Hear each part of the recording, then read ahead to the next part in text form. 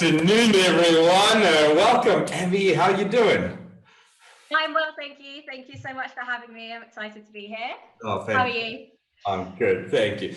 Guys, welcome to another session of Interviews with Entrepreneurs. Our guest speaker today is Abi Prendergast. Did I even say that right? It's Prendergast. Yeah, that's close enough, right? And she's the founder and CEO of APT Content, and she is a copywriting specialist.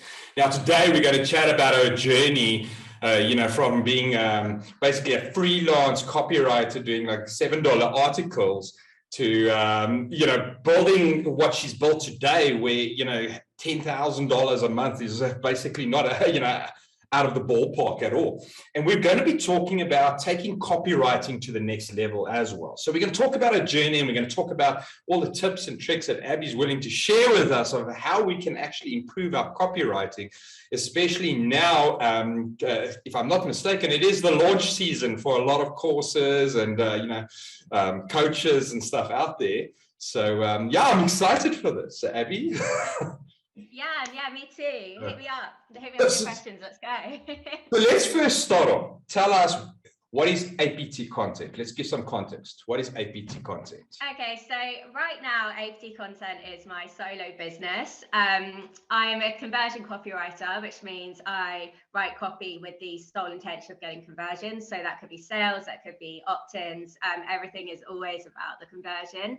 Right now, I have my partner who I'm outsourcing to a bit, but the plan is by next year to basically turn this into a copywriting agency and scale from there. Oh, that's fantastic. So, but let's take a few steps back. How did you get to this? I mean, you're doing really well at the moment. I mean, you obviously your name is on the lips of a lot of coaches out there.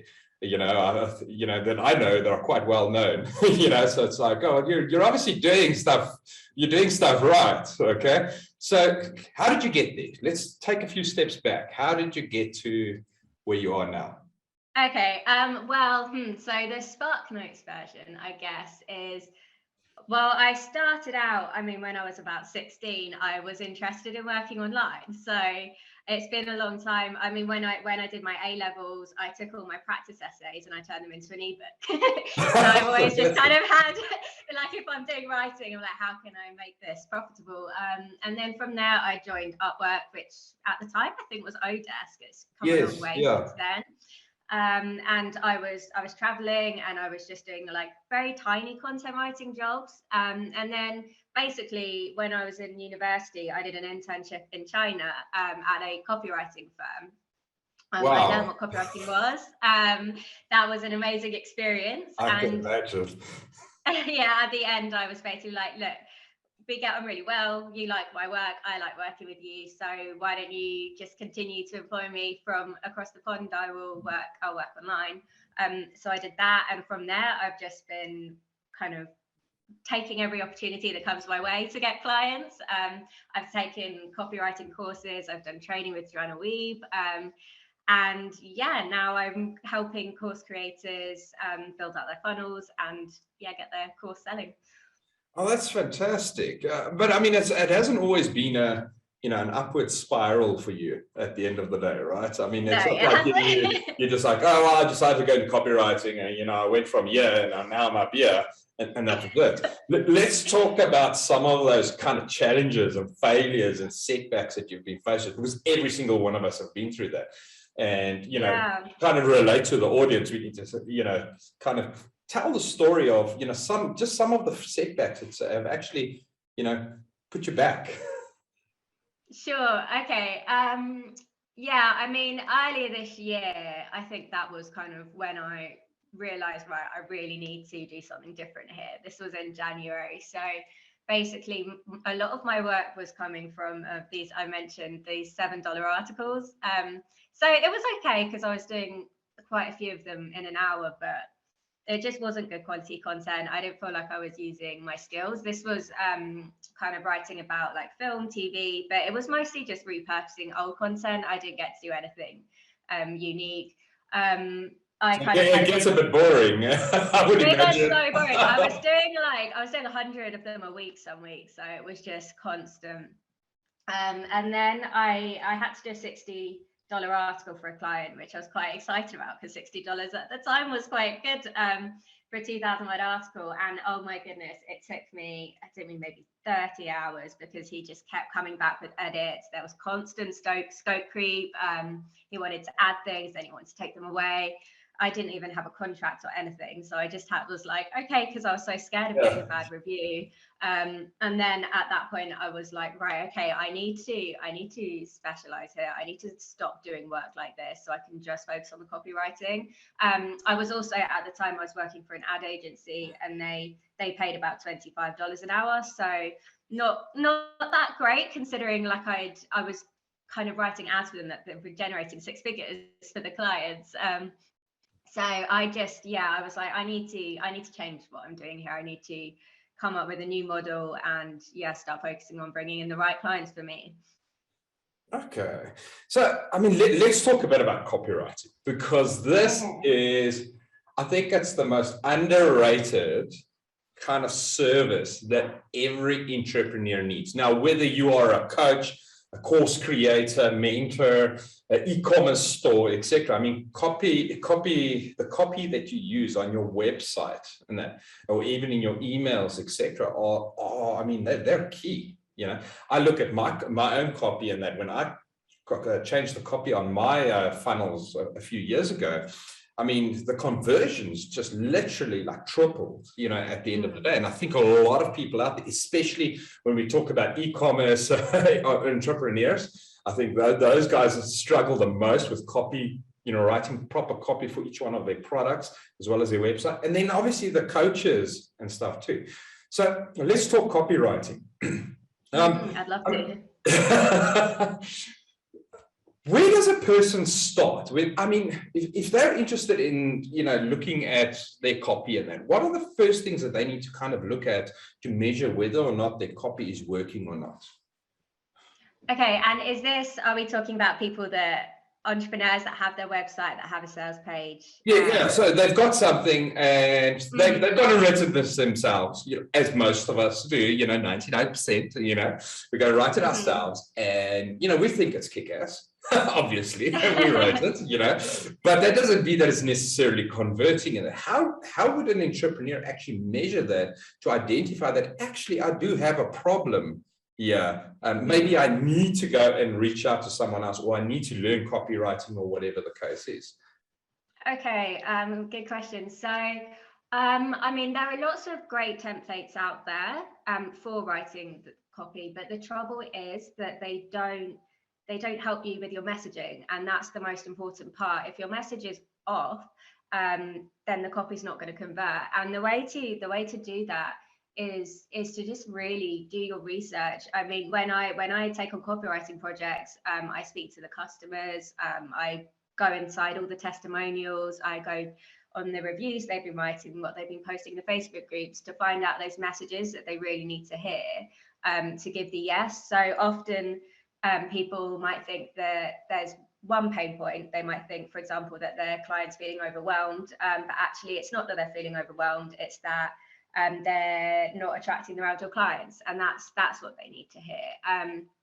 So, I mean, as an example, I did a sales page quite recently where she thought that her audience wanted to be creative. So this was to create SVG cut files. So it's for people to start a business. So all of her copy was about, you can make this, you can be creative. And then after I interviewed the client and spoke to her customers and kind of did that research, I found out actually what they really wanted was to know whether they can make money from it. And the copy wasn't addressing that. So what we did then is reposition the copy so that it was talking to those pain points and showing them what was possible in terms of a business. So to answer your question, the first place to start is always messaging. Make sure you are actually talking to the right pain points and talking to the right dream points so that you can show them how to get there. I mean, that's something even, you know, I teach you even in mentorship, and that is, you know, people, there's two things, right, that they want. You're either fulfilling a desire or you're addressing a pain, which is basically what you're saying. But to identify that, what you're saying is it's all about research. Because I think that's the gap. We all assume, you know, a lot of us, whether we're coaches, mentors, e-commerce store owners, etc., we kind of like, yeah, a person really needs this product because this is what it's going to do. Okay, a person really needs to do this course because, you know, it's going to help them improve X, but you're not actually doing the research to go and chat to your clients, find out from a class, join the groups is what you're saying, join the groups, go do your research and find out what are the pain points, what are people really struggling with, etc. Now, okay, so you identify these pain points. Is there a kind of structure to a copy, you know, writing copy at all? I mean, because I read a lot of copy. I'm constantly browsing in that, and I see some, you know, everyone's got a headline. So there's some kind of headline there. It's not necessarily a hook always, which I believe it should be, but I mean, you can correct me there. And then they've got blah, blah, blah, blah, blah. And I'm scrolling 20 freaking pages of blah, blah. And I'm literally not even reading it. You know, I'm just going down until I can try and find something that says how much this is going to cost, or, you know, something that's a bigger text that kind of stands out like, okay, let me read that one sentence or something along those lines. Is there a structure to this at all? Yes, well, there should be. They should be. The problem is, I think a lot of people, when they're writing these long sales pages, they bounce around and it's a bit chaotic, and they're not bringing the audience to where they need to be to click that buy button. So the framework that I use over and over again, tried and tested, is PAS, which is pain, agitation, solution. So you begin by outlining the pain that your audience has, and at that point you would have researched that, you know, what actually is. This isn't the pain that they on the surface feel. This is when you dig really deep. What is it that's actually keeping them up at night? And then you agitate that pain. You kind of poke at it, and that's, in a way, that's when you talk about maybe failed solutions. So they might have tried YouTube videos, they might have tried reading books, but they haven't been able to find the solution that they're looking for, which opens the loop, introduce your solution in this beautifully packaged way, and then that's when they're ready for it. And in terms of what you said, so what you said about how you know, the scrolling through is such a good point, because people often write assuming that their audience is going to read every single word on the page, and the truth is they're not. I'm a copywriter and I skim read. So that's why it's so important. Like your headlines, your crossheads, as you're going down the page, they should be making your key points. So if they're just scrolling and just reading those, they're still getting that journey from the pain, through the agitation, into your solution, and then can see the key benefits of your offer. So how important is, I mean, because I mean, copy and your creative kind of goes together. Now, one thing that I've seen quite often, and I mean, I even use it in mine, is instead of writing a lot of text, I would use a graphic or something to kind of explain, you know. So I'd have some text under the graphic. It could be an icon, you know, of, let's say, a frustrated man, as an example. I'm just using an example here. And then I'd have some text addressing this pain, or whatever the case is. Do you find that stuff like that actually works or not? Yeah, I do. So what should really happen is on a sales page, for example, as it's so long, is when you scroll, it shouldn't be text and then more text. You should have an image, or you should have even an icon or a color change. And I apply the same rules to emails. When I'm writing a long sales emails, I'll put a GIF in there, because you don't want to just be scrolling and reading more text. You need visual cues to break that up. Because it's all about the user experience. It's all about making that easy to consume so that they can receive the messages that you're putting in front of them. Okay, so another question that I have is, I mean, there was some research, and I don't know how accurate this is, and this is what you can tell me if this is accurate or not, but when a person lands on a sales page, right, whether that's a product or a landing page or whatever the case is, their focus is only 3 seconds. You know, yeah, that's correct. That determines whether or not they're going to read further or not. Is that actually true, or? I believe that is true. It depends where they are in the funnel. So if they already know who you are, they like you, they might give you the time of day. But when you're writing a copy, you should assume that nobody cares. Nobody cares. That's so true. Yeah. And this is actually a test that I do. So when I'm doing my edits, as I'm reading through my copy, after every line, I say, so what? So what?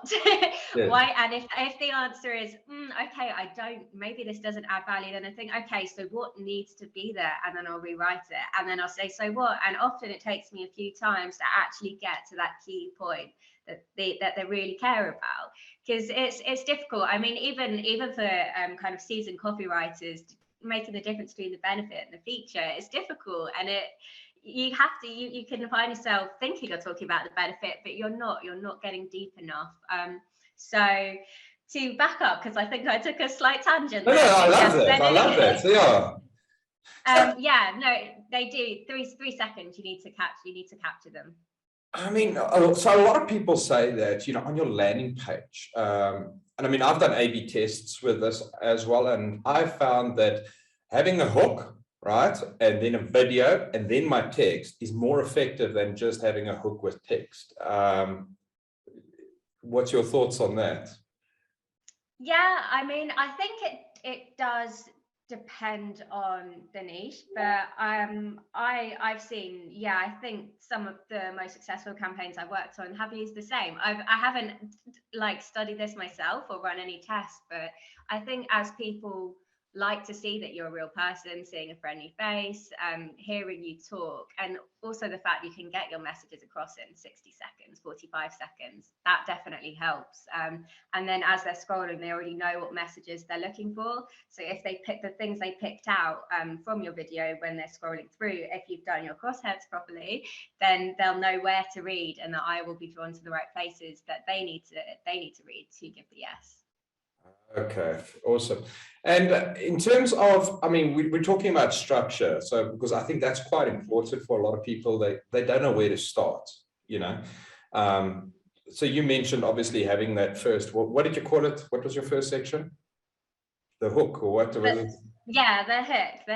Yeah, the hook, right? After that, what is ideal that you just start addressing after that? I mean, do you straight away go into these are all your pains, etc., or do you go into features, or do you go into benefits then, or okay? I mean, what structure? No features. No you definitely features. don't go. No features. They're not ready to hear your features yet. You go into the pain point, because people buy things to solve a problem. I mean, the example I always give is, we're busy. If we were going to go and get a massage, like, what's going to be more of a motivator, to get it like to relax because it's nice, or because we've got a kink in our neck? And ultimately, that's the more powerful motivator. So but the thing is, with a kink in your neck, you don't always notice it. You only notice it when you're thinking about it. So it's your job to pull them right in and show them their problem, show them that they've got that kink, poke at it, not in a mean way, not in a horrible way, but to remind them it's there, because it's only if they can really appreciate that it's there and that they need to solve it, then they're going to be more open to hearing your solutions. So yeah, you always start with the pain point, and that has to be the biggest pain point. It has to be from all your messaging, all your research, that thing that they really, really feel and that they really need to be reminded of, to be in the right mindset for hearing what you've created. So that could be a pain point or a desire, though. It could be a desire, yeah. So it can be a desire. I've found 9 times out of 10 that the problem is more effective. You can still include the desire. Like, I like to use that future pacing. So I'll show them, which is basically showing them that what they could have. So I'll take them from the pain point into, and one of my favorite ways to do that is the open letter technique. So you'll say to the entrepreneur that's feeling overwhelmed, isn't attracting the right clients, who wants to, and then show them their dream, which could be to build a 6-figure business or whatever. This is for you, and then talk about where they are now. Because a lot of people, combine the two as well. Like you're saying, is they'll address a certain pain, but then go straight into to build. Like, for instance, I'm trying to think of one off the back. I mean, Russell Brunson uses this quite a lot, right? In his stuff, where he would say that, are you struggling with X? And we can help you achieve X. You understand? So the one's a desire, the one's a pain, the other's a desire at the end of the day. I mean, I don't know. You've obviously used that as well, or not? Yeah. I mean, that is kind of because what you're doing essentially is you're saying, this is your hell, this is your heaven. My offer's the bridge between the two. It's going to be the easiest bridge. It's going to be the most pain-free. This is it. I find that you can connect with people more if you go into those pain points. And with the are you struggling, I always recommend actually avoiding that, because if you are someone who's struggling, it's very easy for them to say no. Even if they are struggling, they can just say no, and then if they say no, you've lost them. But if you coach them through, if you say, you're doing this, you're trying this, you're throwing spaghetti at the wall here, or and kind of actually coach them through their pain, so that then by the end they feel, oh yeah, no, actually I am struggling and it's worse than I thought. Like, I didn't think I was ready to even hear. I was just looking at this page kind of out of curiosity, but actually, yeah, I'm really interested in what they have to say, because this problem I neglected is bad. It's worse than I thought. I think the hardest part for most people is getting that initial hook and that. But then, I mean, we're showcasing the pain, but then we're going into how do we solve that pain? Because I mean, and that's the benefit area, right? Am I right in terms of that? I think that's right. Yeah. Yeah. Benefits, yes. Yes, yeah. So I was getting mixed up into two. Yeah. So we're showcasing, this is your pain. Here is how we can solve the thing, and these are the benefits that we can provide. So, for instance, this is the pain you have. How we're solving it is through this course or masterclass or product or whatever the case is. And here are the benefits of actually doing that. Is that kind of like the structure that you would follow into? And then obviously it's offer after that, right? Well, the framework I like to use is the PAS and then why, try, buy. So you introduce the solution in the sense that, when it has the introducing, name of the course, and then you've got kind of your summary of what the course is, and this is your chance to Joanna, we called it the Value Prism, which I've taken on. So it's basically, imagine holding up a diamond to the light, and when you hold it up to the light, you suddenly see all these amazing colors coming through. Yes. And when you introduce your offer, that's what you've got to do there. And then the why, that's when you talk about the benefits, so everything that they can get from it, what it can do for them. The try, that's when you start talking about like the specific modules, so it's giving them a taste of what's inside. And then the buy, that's they're ready, they've moved from pain aware to solution aware to product aware, now they're most aware, and then you can have your call to action. So repeat that for me. So from pain aware to agitation. Yes. Solution.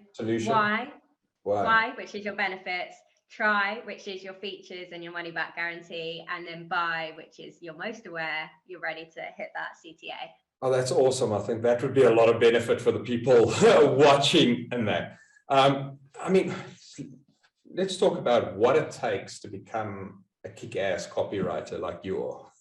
I mean, what does it take? Because everyone's thinking, I could do this, but I mean, I'm talking from personal experience for our viewers and the people that are online. I've done this myself, and it's taken me years, honestly, to try, to find the right formula that works for my clients, at the end of the day. And I respect that it changes from client to client, as well. But what does it take? I mean, what does it take if someone's watching this saying, Abby's really inspired me, I want to become a copywriter or whatever the case is. I mean, what does it take to become that? Other than courses? I mean, we know there's obviously courses that you can do, but what else? Yeah, I mean, so the course Copy School by Copy Hackers, that I'd done courses before then, but that's kind of the most comprehensive, 100 hours, goes into everything. So I will start by saying Copy School. But I think really practice with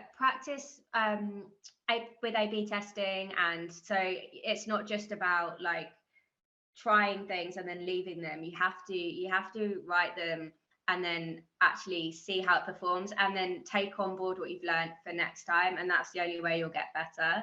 Also validate your copy. Like if you write something, do a user test, ask people what they think, ask them, get them to be really harsh. Don't say like, don't go to them because you want them to say your copy is great. Go to them because you want them to say, no, this sounds like fluffy, this is hot air. Get them to do the so what test. Because you need to just be constantly improving. Even the top copywriters do this. You have to just constantly be checking and be testing and be optimizing. But I mean, how do you, as a copywriter, I mean, I know a lot of entrepreneurs that I believe probably need copywriters in their lives and that, but they can't justify it to themselves. They like, I just need someone to write some text, at the end of the day. How do you justify a return on investment for them? I mean, how do you sell it to people to say, well, if you let me write your copy, you could potentially have X, Y, Z. I mean, obviously there's never guarantees, right? Yeah. But, I mean, how do you break that down into like something that they would understand? Well, I mean, the answer to that question, I don't. My ideal client understands the value of a copywriter. They've launched before. They've maybe got crickets, or they just know it could be better. They've got an audience there. So they've reached a level of self-awareness in terms of, listen, my stuff's not really working at the end of the day. Yeah, because the thing is, writing well is so different to copywriting, because this is something that I've learned. So a few years ago, I was calling myself a copywriter, but really I was just a good writer. I wrote good content. I had a little understanding of marketing. I like to think I had more than I did. I've since learned how much, that you're never there. But yeah, being a good writer is so different from being a good copywriter. I mean, there's just like, it's not about kind of thinking I can't do it. It's just about recognizing, you've got an area of expertise. If you're a coach, I would never think that I could do what you do. So why would you think that you can do, what I do? Exactly. My job is to, sorry, go ahead. No, go ahead. Yeah, my job is to basically show your zone of genius. So that's what I do. My zone of genius is showing off your zone of genius. And it's not even as well like necessarily that they don't have the copywriting skills. It's really hard to write your own copy because you're so close to your brand that you might not realize you might not even realize how great it is, especially if you've been spinning your wheels for a long time. That thing that's like an amazing benefit, you might have actually forgotten about it and you're not talking about it. Sometimes you need someone else to listen and say, okay, I love that. You need to lead with that. You need to lead with that because that is your strongest selling point right there. And you've slipped that in halfway down the page. But this is the gold right here. That's what's going to sell. I can say that's something I teach my clients all the time. And whenever I get new clients on board, I look at their products and I look at their services and I look at it from obviously an outside perspective, and I'm like, wow, you got all of these benefits. You're not mentioning any of this.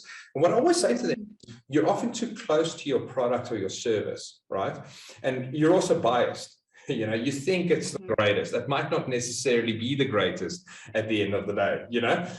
There's probably a different benefit to it than what you're thinking it actually is, which is most often like 99% of the time is actually the case. It's like, well, that's not really the real benefit of this. This is your gold mine at the end of the day. So we were talking about, you mentioned a partner earlier, right? So let's get into your business and that. Tell us about partnership. How do you find being in business with a partner? What are the pros and cons? Well, I mean, he's so supportive, and it's so great to have someone that shares my excitement as it grows. Like it's something I really appreciate and I've never actually had before, but every time, I mean, I know the moment I finish talking to you, he'll be downstairs asking me how it went and he'll want to hear the highlights. So it just makes me feel watching. You're gonna kick his ass. And I told everyone not to watch. But yeah, so like when I met him, he didn't know it was possible to work online. He had no idea what was out there. So I introduced him to content writing, and I had him doing the $7 articles to start with. And then I showed him a bit of SEO, and then we moved in and I taught him copywriting, and now I can outsource some of my work to him. Honestly, there's no bad points. It's been really great so far.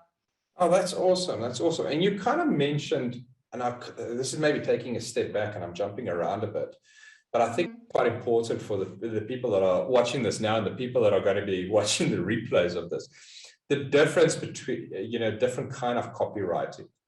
Okay, I think it's quite important, because people say, "Oh no, I'm a copywriter." Okay, what kind of copywriting? And I just I wanted to ask you this earlier. You specialize in conversion copywriting, which is all about get you the sale, get you the lead, at the end of the day. But most copywriters aren't. I know a lot of people are, I'm doing this copywriting course. Yes, but my first question is always, is it sales copywriting or is this just general copywriting? Because there's quite a difference. Tell us about that a bit. Talk about the difference. Yeah, well, I think the place to start is probably to clarify what content writing is, because I was once calling myself a copywriter when I was a content writer. I'll put my hands up and admit it. So a content writer, it delivers information. So that can still be information to bring people into your funnel to raise brand awareness. But content marketing, it's about the content. It's not about persuading them to do anything. You can still have a call to action in there, but it's not written. It's not written to persuade. When it comes to copywriting, there's lots of different types, as you said. So I'm a direct response copywriter, which conversion copywriting comes into that. So that's you're speaking directly to the customer, you're anticipating their objections, dealing with them, moving them towards the sale. Conversion copy is called that because it's of the process. The conversion copywriting process is all that research I spoke about. So you're validating your messaging before it goes on the page. You're not guessing, you're not just thinking, I think, I'm pretty sure this is what my audience cares about. You're testing that and you're saying, I'm trying to find what they really care about. And then you've got creative copywriters who don't follow the conversion process, but they have that special sauce. So they've got that creative energy that goes into their copy. PR copywriting, which is to do with events. SEO copywriting, which is bringing there's an endless range of these, and I think it's important for the viewers in that to understand that based on your requirements and what you want to achieve, is you need to look carefully at a copyright, because I know a lot of people that call themselves copywriters, etc. And I've seen a lot of their stuff, and yes, it's well written stuff, but it's not necessarily sales related. It's not going to convert me. Yes, it's a beautiful write-up that you've done. It's a beautiful article that they've put together. It's great it looks on the SEO page. Oh, that looks great. But is it actually sales copy? Is it going to take me and say, Dennis, you really need this, mate? You've got to take this, because if you don't take this, you're not solving this problem or fulfilling this desire at the end of the day. So I think that's quite important for our viewers to understand. So let's talk about customers. When you started a couple of years ago as a freelancer, right? How did you get your first customer? Okay, well, it was 7 years ago. I got my first. That was on Upwork. So okay, so you cheated. But that was at the start, and eventually, I'd love to say I chose to leave Upwork. I actually got booted off because because I tried to take a client out of Upwork because I was tired of the commission. But anyway, so I think one of the pivotal customers for me was a company called Mindful Chess, and this was a few years ago. I was teaching chess through them as at an article club. That's another one of my hobbies is chess. I'm a big chess player. So he was looking to grow his company, and I actually reached out to him and I said, hey, like, I've got these skills. I'm learning about social media. This is what I do. Can I do it for you? And when we started out, it was just kind of like £5 a social media post, just doing little bits here and there. But then eventually I was on like $1,000 retainer, doing all of his copy, his web copy. I put on an event for him. So it was just getting that kind of foot in the door by showing them my value. So not making the assumption that he understands what I can do, or that even at the time I didn't. I grew so much while I was with him, and that really opened everything up for me, because once I built my portfolio, I mean, he referred 2 great clients to me. Never underestimate the power of referrals for growing a business. But then when I did dive into the Facebook groups commenting, I had results to show them. I had examples. Oh, that's awesome. And that makes it much easier to acquire clients. And let's talk about personal impact. What is that, when you started APT Content and that, what is that one thing that you needed to change within yourself to get where you are today? I mean, when I created my website, that was the first time I had ever invested any money, like, in anything really. That was a big moment. I remember, because I was sitting in a coffee shop in Vietnam, and I was looking up, and I was like, cool, like $150. That's a lot of money. Yes. That's so much. I mean, I've since recently I've paid like $3,500 for a business coach. But this was just a couple of years ago, and that $100 investment was terrifying for me, because it was money that I'm putting into myself, something I want to grow. And I mean, yeah, it's scary putting yourself out there. For a while, I didn't have a picture of me on my website. I didn't tell anyone what I did. I didn't post on social media. I didn't do any of that, because I was kind of almost embarrassed, as and as I was. So it's confidence. I mean, you had to like build that, self-confidence at the end of the day. Yeah, for sure.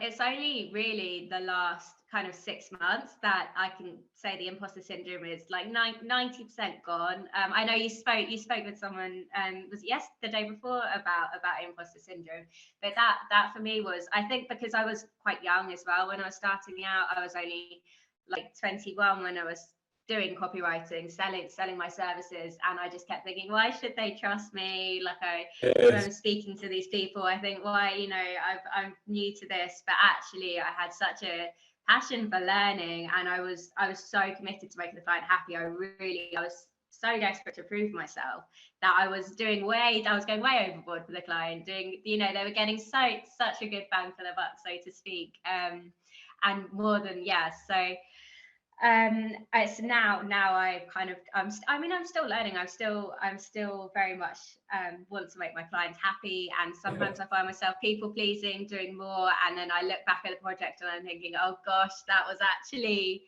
I put a lot more time to that than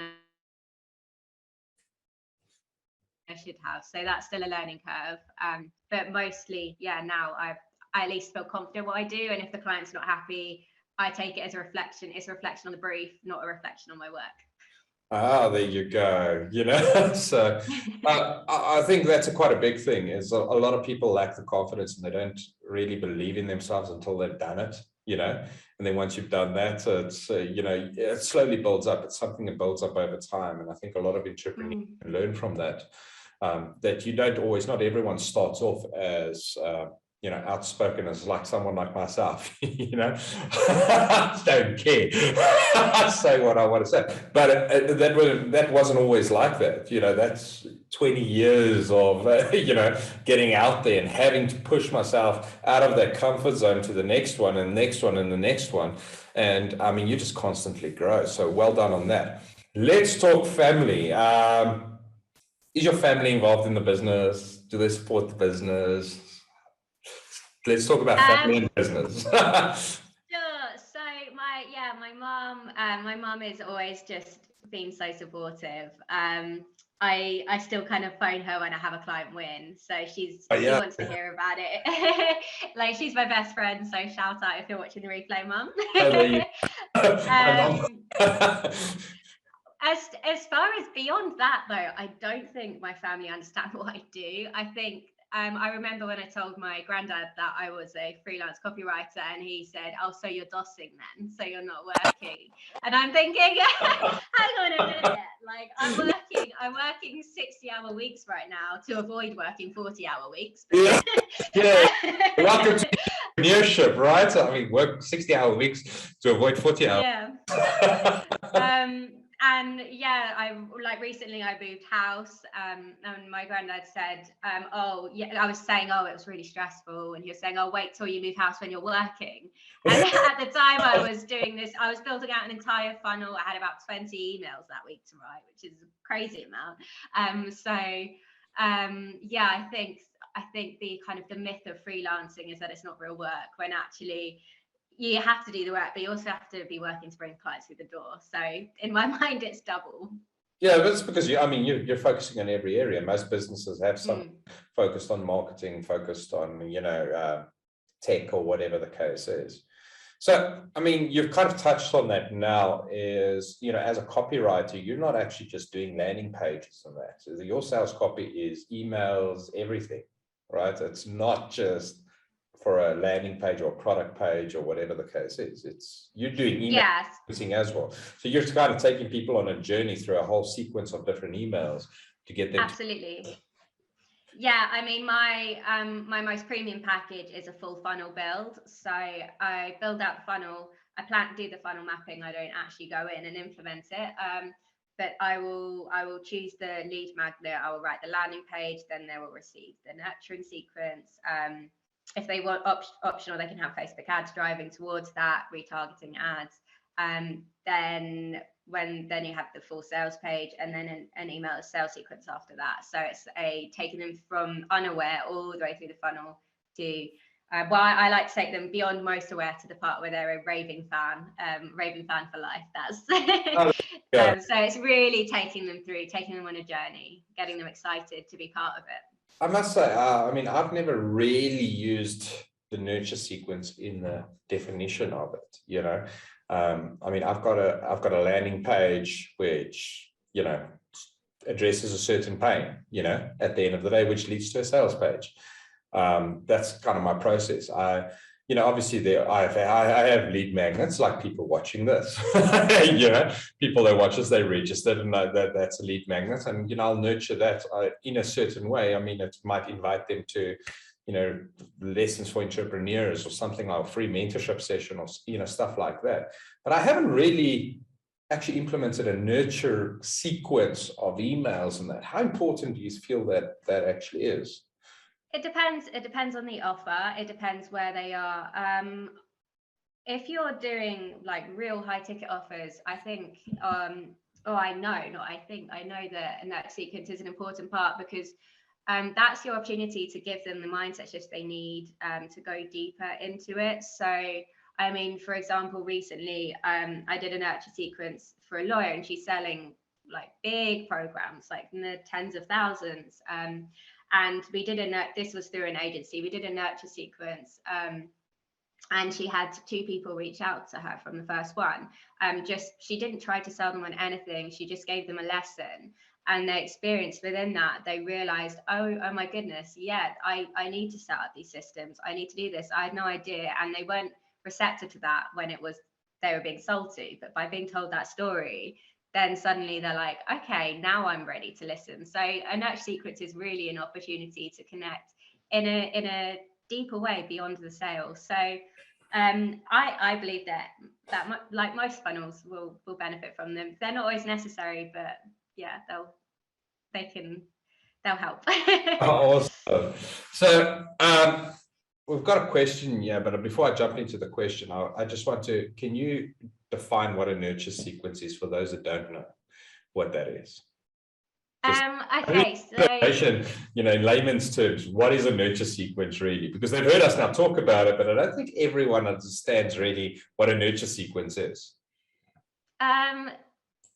So it's basically you're getting them ready to be sold to. So if people aren't quite at the stage in your funnel, or they just aren't quite at the stage, perhaps you've got a list that you've had for a couple of years, you haven't sent them anything, and now you're launching a course and you expect to just run a sales sequence and they're interested. But actually, you want to warm them up. You want to warm them up a bit, and that's meeting them at where they're at, bringing them back, giving them some value, nurturing them to become customers.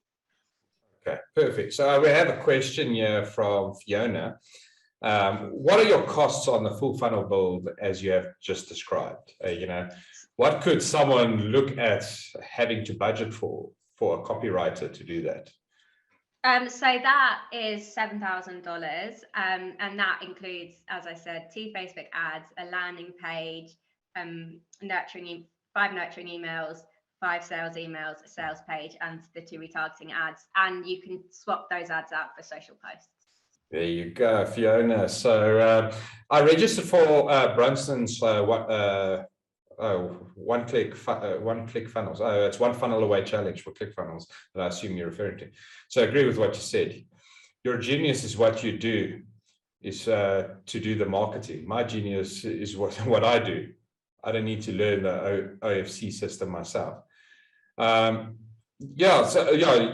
referring to, Fiona's referring to the one funnel away challenge, and that she doesn't actually have to learn that herself.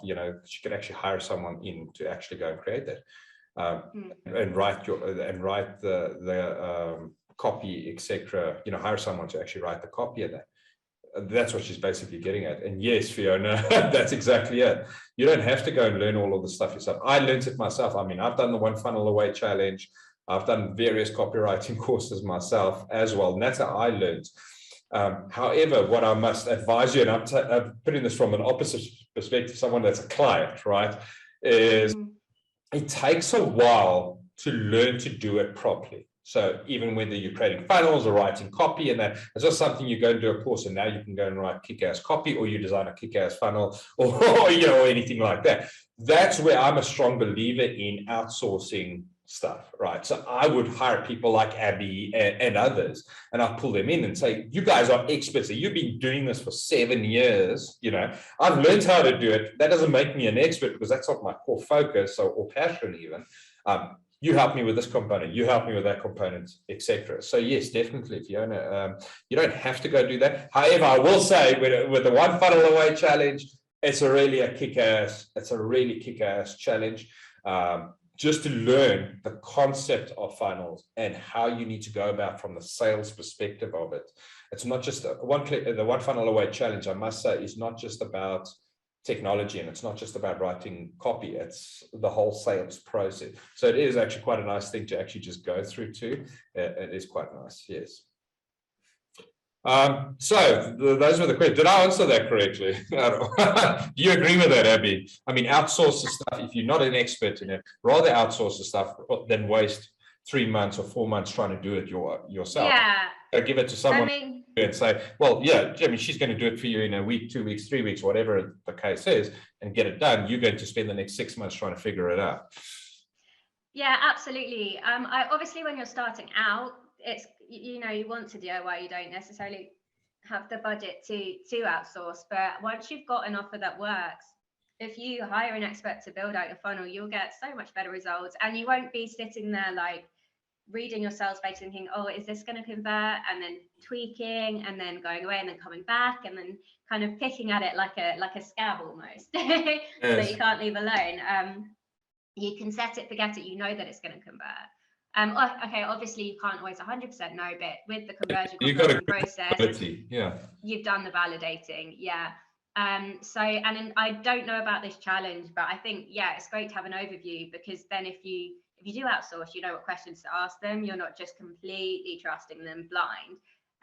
You know what the funnel is. I've done the one challenge with Russell Brunson. I mean, he's the owner of ClickFunnels. It's a 30-day program every day. They're pumping. They actually take you through coming up with a concept for your funnel, designing a funnel, creating it, and launching it within 30 days. They take you through, and it includes the copywriting. You get copywriting tools that automatically come up with copy.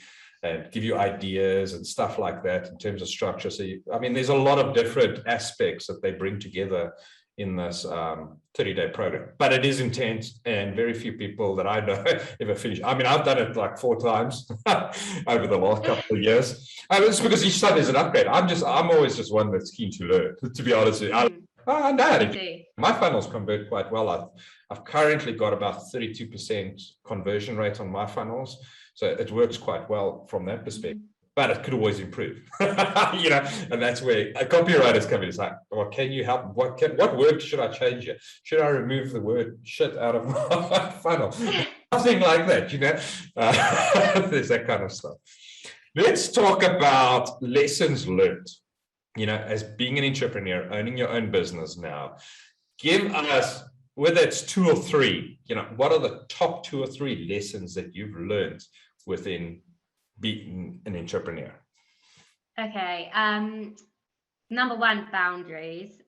Set boundaries with clients, especially because, as I said, I'm naturally a bit of a people pleaser. So I will, if the client's not 100% happy, I will just keep on going. But the fact is, some people just are never going to be 100% happy.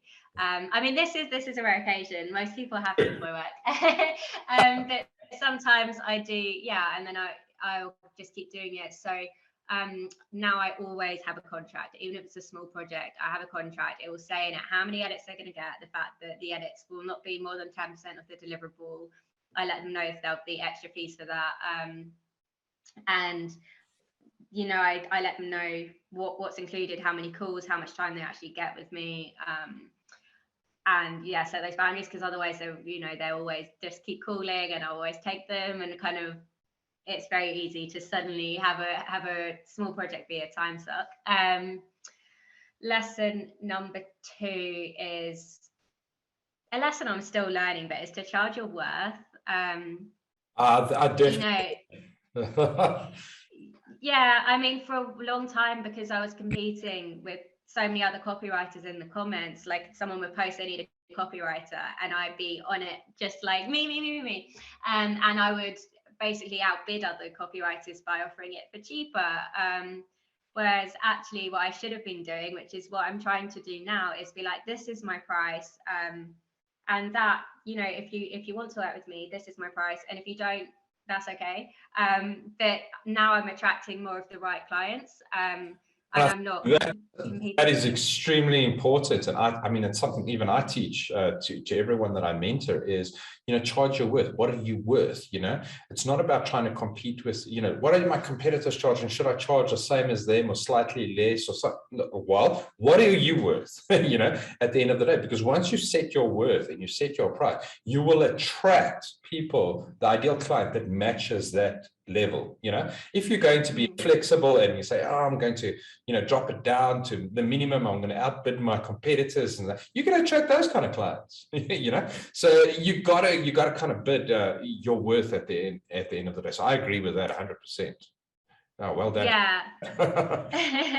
And it's like, I mean, now rather than pricing for time, I don't think about my hourly rate so much anymore. I'm not caught up on that. I'm focused on value. It's like, what value can I bring to the client? And actually, if I'm helping them turn a 5-figure launch into a 6-figure launch, or a 4-figure launch into a 5-figure launch, then the value I'm bringing is worth that investment for them. And then the 3rd lesson is the most important one, and that's to take weekends off. And that's a new one for me. 3 out of 4 times a month I succeed. There's always one week a month where I don't. A week? What's that? Sorry. I haven't did that one yet. I still need to, I suppose. I mean, the thing is, a weekend as a solopreneur, it's, you know, it can be whatever you need it, obviously, 100%. It doesn't have to be Saturday. Guilty of, and I haven't learned yet, is actually taking some time for myself. I mean, I do. It's actually a lie. I do take time for myself. It's just, I've never taken, in a long time, have I taken 3 or 4 days or just 2 days and said, these solid 2 days, I am doing nothing work related. Because honestly, I'll be sitting with my daughter watching Netflix, or I'd be sitting in front of the computer playing a game, or something. And then immediately I'm, oh, wow, I got this idea. And I'm running off to do it. And people are like, I mean, Dennis, you're always working. And I'm like, but I'm enjoying that. It's just like, oh yeah, the creative aspect of it. They're coming up with new things and new ideas. I'm like sending my clients a text like, yeah, we was trying this, we must do this, we must do that. And it's like, it's weekend, but well, I think I need boundaries. Yeah, I mean, I'm the same. Like I get so excited, and I want to, at the moment I'm writing an ebook, and there's always so much to do. But yeah, I map out my timetable, and I have 2 days, which is Sanity Saturday and Sanity Sunday. And those days are for me. Lovely. And if I do work in those days, it's because I want to. It's because it's working on things for me, not for my clients. This is me writing my ebook. This is me blogging. This is me, because I enjoy the marketing for myself, but it's all about building my dream, not someone else's. I love that. Now, right in the beginning, we actually chatted about, what's next for you and your business. And you were talking about, okay, so by next year, you're looking at creating a copywriting agency and actually expanding, from that perspective. So you kind of answered my last question that I had for you right in the beginning. Well done. So, I mean, is there anything you want to leave with people? Some kind of great tip or something.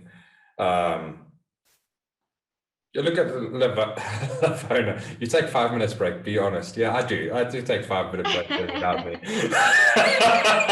Sometimes it's 6. So, is there one tip that you want to leave with the people that are going to be watching this and are watching live now? That can kind of help them with their copywriting and inspire them to, take action. Yeah, I would say kind of 2 things, which are like one thing. I'll be a bit cheeky. Go for it. One is to listen to your customer, and that ties in with remembering why you created your course, your business. When you're an entrepreneur and you're spinning your wheels, you're working long weeks, and it can be easy to forget why you did it in the first place. That actually, if you created a course, chances are you created it to solve a problem that you once had that was once difficult for you. As I said, we forget pain, we forget that agitation. Once it's gone, we can't remember what it feels like. But stay aligned with that and listen to your customer and empathize with the problems that they're having. And yeah, just trusting it. Try and keep that alive, because then you'll sell it so much better the more you believe in it. Oh, that's awesome. So let's see. Are there any questions? How do you cope with writer's block? I mean, this is the thing. So as a conversion copywriter, writer's block doesn't affect you because and here's why, because I do research. I put all my research together, and part of that is my voice of customer. So I plucked from testimonials little things that people have said that really capture the pain point. So I don't have to necessarily come up with it from scratch. So before I start, I never have a blank page. I always have all the research, everything laid out. I organize it into pain, agitation, solution, why try, buy. It's all there. And then I just have to kind of sit down, relax, get in the zone. And usually, when you're not writing from a blank page, writer's block isn't as bad. Awesome. Abi, listen, it was great having you on. Guys, if you want to reach out to Abi, please log into our members area. You would have got it on one of the emails that, to register for our members area. If you go to her profile, you'll be able to, and I'm actually going to share the screen here for just a second. If you log into our members area, you'll actually be able to scroll down to Abi and you can read a bit about her, but you can also follow on the different social media platforms and even pop her an email as well. So, feel free to go and follow Abi and her journey and reach out to her if you guys are interested in any kind of conversions, copywriting for your business. I highly recommend that you do that for your businesses. I mean, I use it for my businesses, and I mean, it's been key to my success at the end of the day in terms of understanding that using the right creative and copy is, key to, convincing someone, to buy my products or services. So, Abi, thank you so much. It was great having you on board, and I hope to chat to you soon. Yeah, thank you so much for having me. I really enjoyed it. And yes, for sure, stay in touch. And I hope to receive some messages from those of you watching. I'd love to connect, even if it's just to say hi. Awesome. Thanks so much, Abi. Really appreciate it. Guys, thank you so much for watching, and we'll be back next week. Bye.